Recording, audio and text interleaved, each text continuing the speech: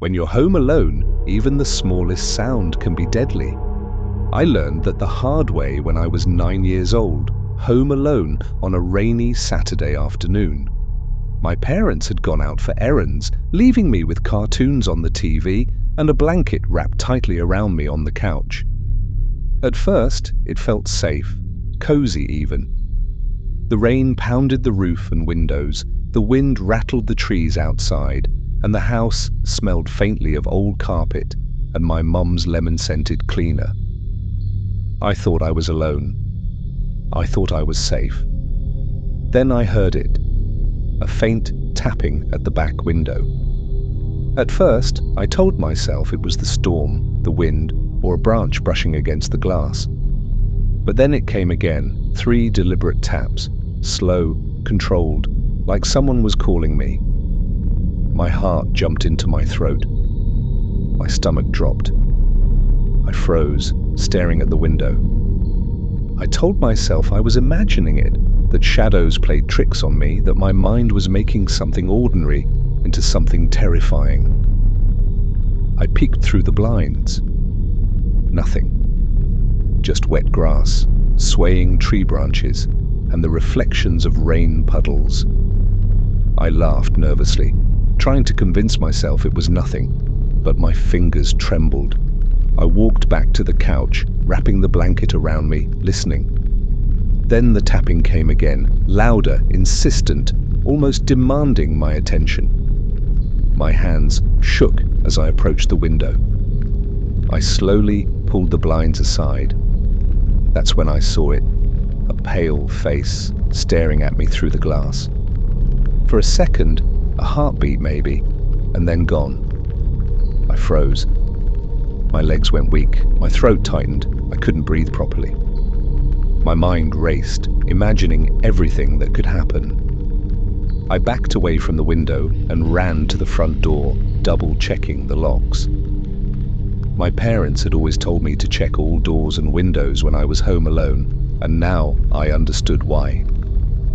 Every lock clicked into place.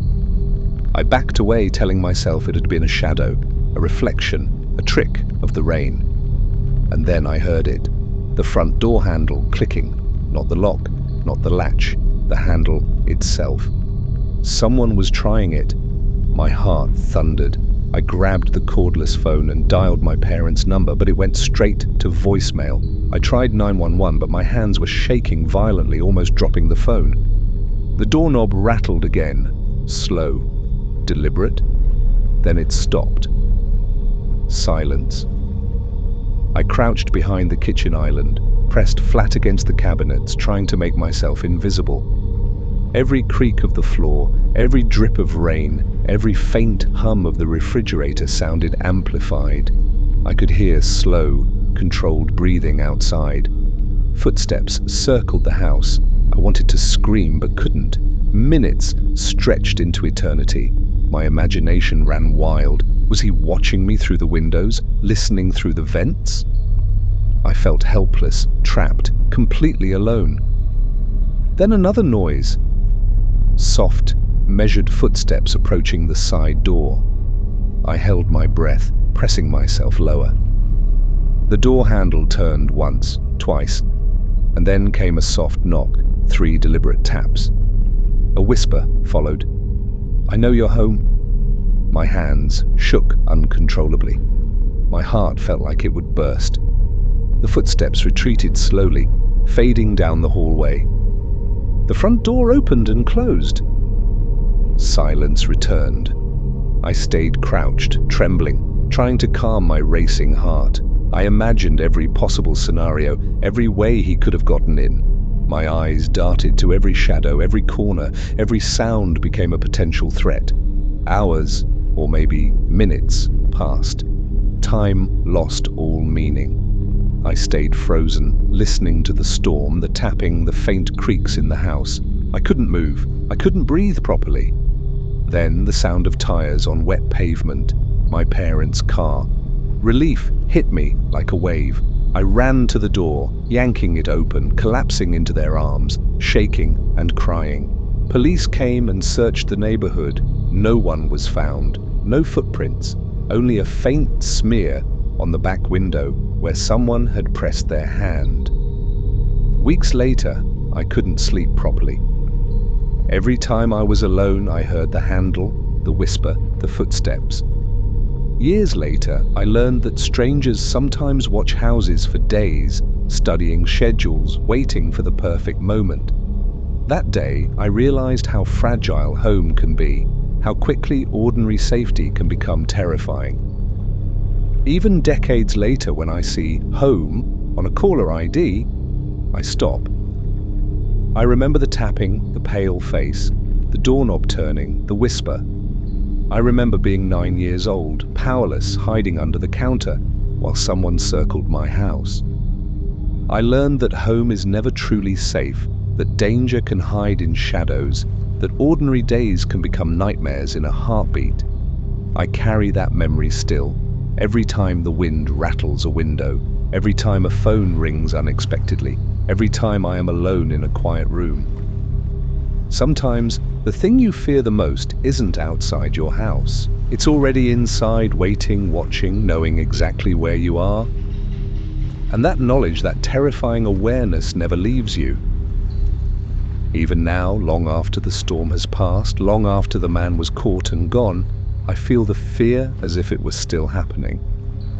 Because the memory of being alone, completely powerless, under the shadow of someone waiting outside, that memory never fades. If you're home alone, don't answer the phone.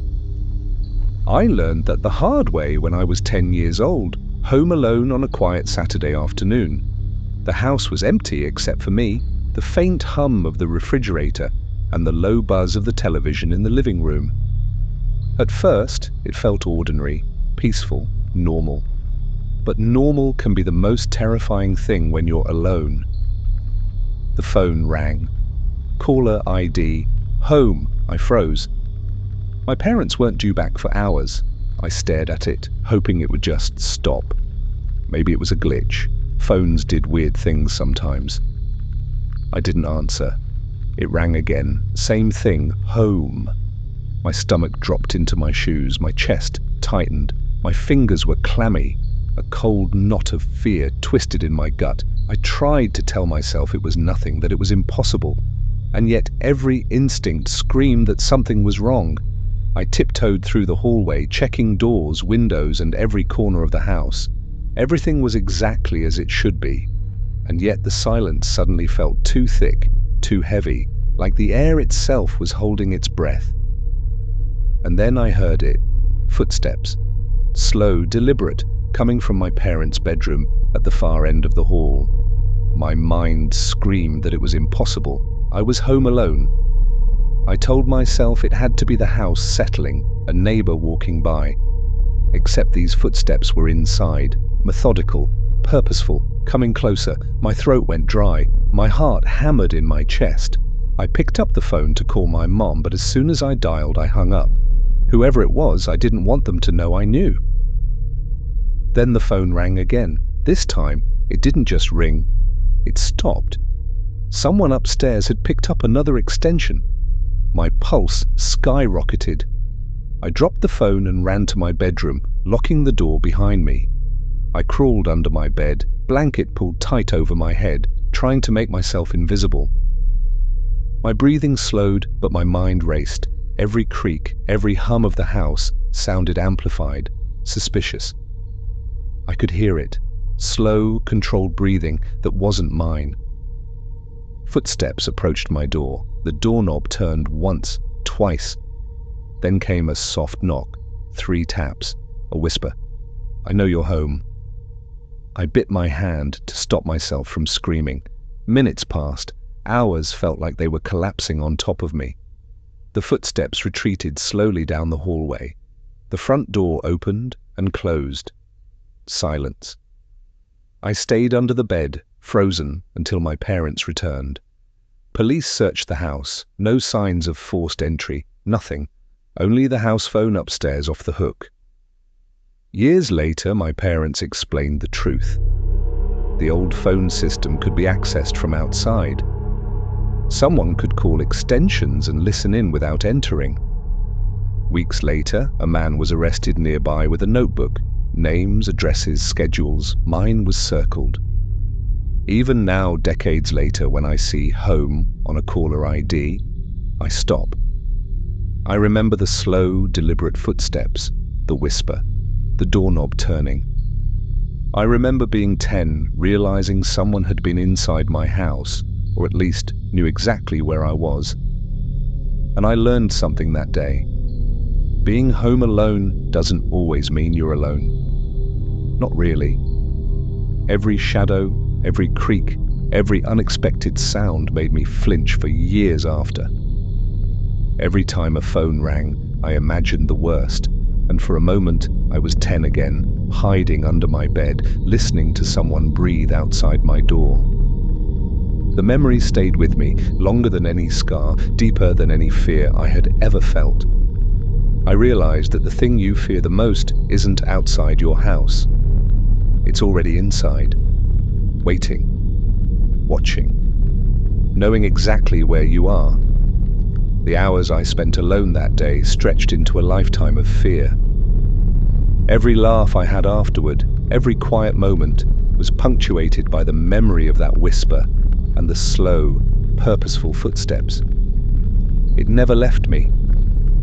Even years later, when my house is empty, the phone rings or the floor creaks, I feel the same paralyzing dread. My parents told me I was safe, that the man was caught. That didn't matter. Knowing someone had circled my name in a notebook made me understand something terrifying about the world. That day, I understood how fragile safety can be, how easily the ordinary becomes horrifying. And the lesson I carried with me?